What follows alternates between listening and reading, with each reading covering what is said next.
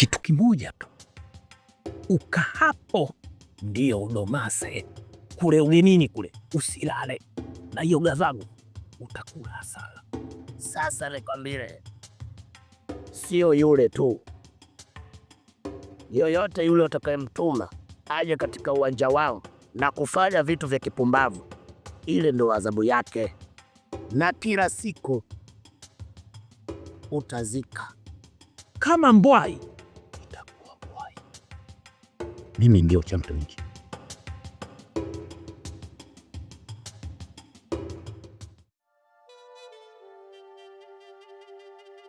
Mwenye mkuu, kijana gani huyo mnakuwa mkimzungumzia hapa?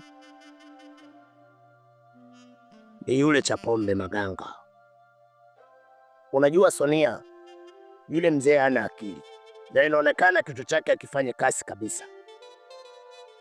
Alimtuma yule kijana aje katika uwanja wangu kwa lengo la kumwaga uchawi. Sasa mimi nilichokifanya ni kutuma Kimbola na kimempata, na sio yule tu, yoyote yule atakayefika katika uwanja huu kwa nia ovu, basi umauti ndio zawadi yake.